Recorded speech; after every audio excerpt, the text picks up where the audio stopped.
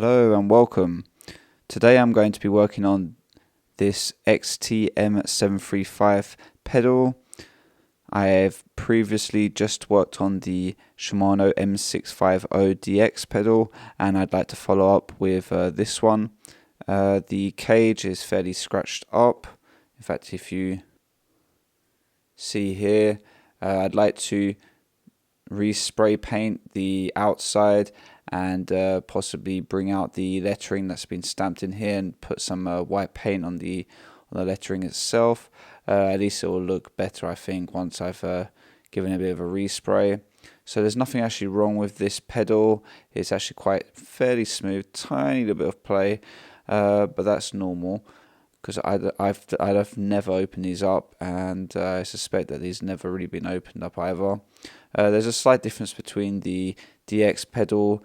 You see here that the cap is a screw instead of a just a plastic cap that you push on and off. The pedal itself feels a little bit lighter. So I'm going to be opening this up, greasing the bearings, cleaning it, and that should be good. So let's begin. So there are 4 bolts to remove using a number 3 Allen key, which will allow us to take off the pedal cage. So you'll need to unscrew this. This may be a little bit tight. I'm going to be using this kind of pin spanner, but you can use some pliers as well. Just wrap it up with something to avoid damaging the, well, this is kind of like a hard resin plastic. We're going to remove this first locking nut. It's a number 7, so you'll need a number 7 socket. On the other end, I did use a vise on the last video, but the camera angle is actually pretty hard to take, and it's much easier just grabbing a spanner number 15 for pedals and holding it at the bottom, or even an adjustable wrench if that fits for you. So now I'm going to take it off.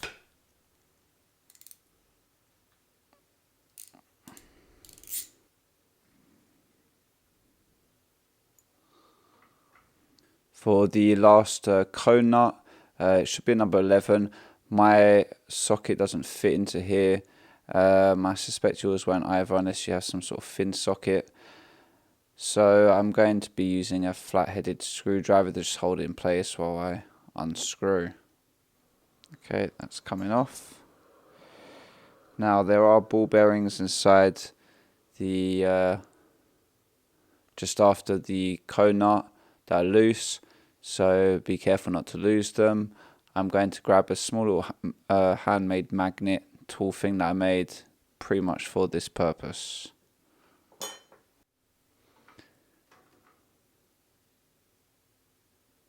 Oh, they all came off at the same time. There's just one left there. I'll grab that.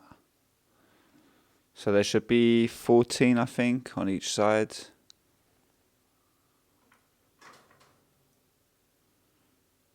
Oh man, that grease is sticky.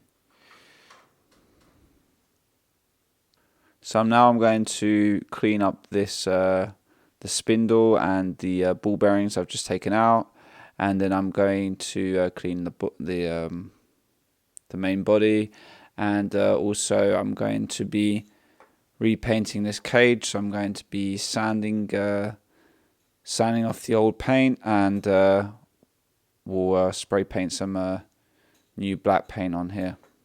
And just to take note, there are actually 12 ball bearings on each side, so 24 in total.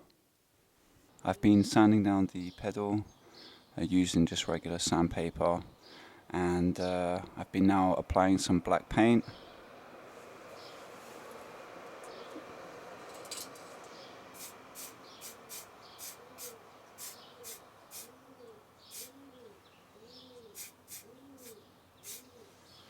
So I think that will do for now. I'm going to let that dry, and then we're going to apply the clear coat on top of it. probably quite toxic. I've been speed drying it in the oven on the fan option. It seems to be drying out much quicker because I haven't got a lot of time in the morning, and I want to apply some clear coat before I go. So we'll see. It looks like it's working, so no problem. But I don't recommend doing it, of course. Right, so now what I've been trying to do is I've taken a pin and I've tried to remove the paint inside the wording, because what we're going to do now is put the white on the top here, and we want it to go as much as we can inside the lettering, especially on this one, as the this part of the cage was fairly scratched up. So now for the lettering, I'm going to use some modelling paint. I just happen to have this, and it's quite long lasting, I guess, because it has, I believe it's oil based. So I'm going to use just a Q-tip, and we're going to try and put it just on the part of the lettering. I mean, it's going to smudge anyway. We're then going to use, I'm going to use some turpentine to clean off the paint, and we'll see how that gets on. So I'm just dabbing it on that section there. You want to be fairly quick, I'd say, to rub it off. Let's see what happens when I do this. Now the thing is with turpentine, it's obviously going to remove the black paint.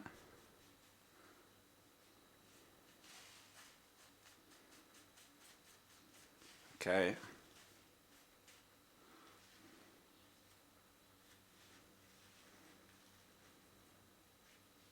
And I'm going to try and put a little bit more on that T.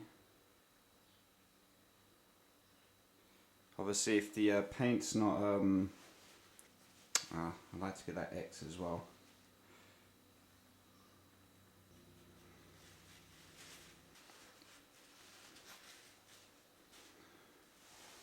Okay, well that's the best I could do.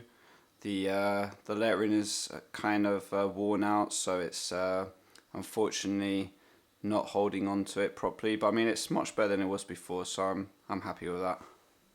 I'm now going to apply a clear coat, and then that should be job done.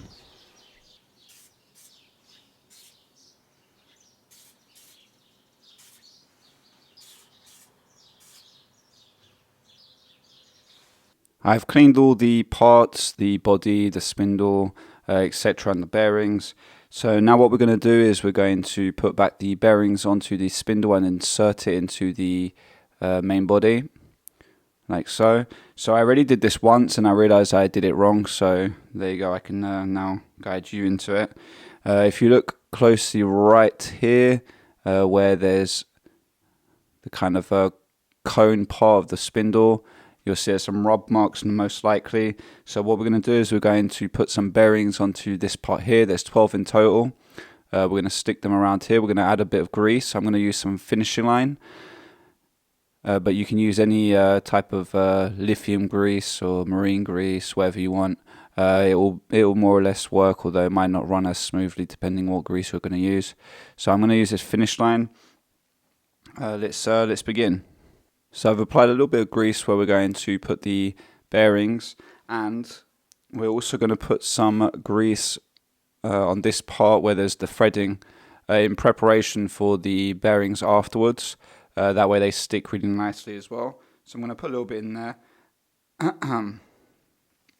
You don't need to put tons straight away, otherwise you won't be able to see where you're going. That'll do.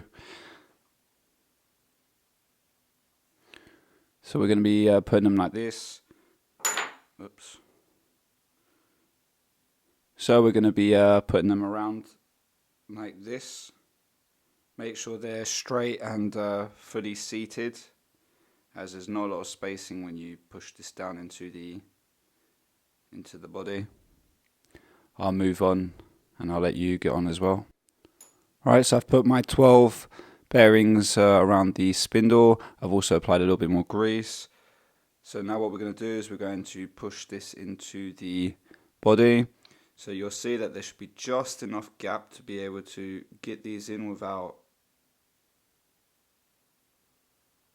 it blocking. Okay, it's in, and you can move that about, smudge a little bit the bearings. It should be good though. And now we're going to put the bearings on this side. So the bearings are going to go just around about here, the end of that tip of my tool, around about there. They're going to be fairly tight anyway, so you're going to know that you've done it right. So let's begin putting them in.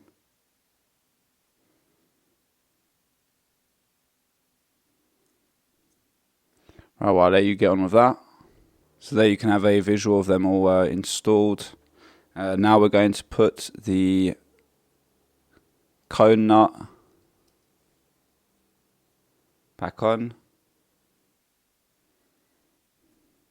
I'm going to put the lock nut as well at the same time. It's going to facilitate the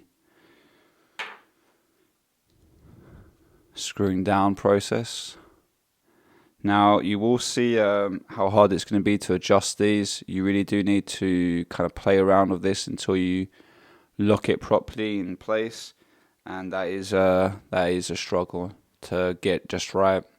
You obviously want it to be locked in place and running smoothly, and you can use a flat-headed screwdriver to hold the back nut, the cone nut, at the same time, and then after try and screw this down also. And it's really going to be playing around with this. There's no secret method to this. Okay, so mine is locked up. The only thing I can really say how to help you do that is I pretty much tightened it down until it was until the bearings were too rough, and then after I backed up using a long-nosed screwdriver, I managed to lock onto the cone nut, and then using a plier on the other side, I just turned it as high as I could, and it looks like it's locked and it's now running smooth and there's no play. So perfect. I'm now screwing back the dust cap, and now let's put the cage back on. Fairly self-evident where the cage is going. I didn't bother to clean actually the bolts on this. Oh well, whatever.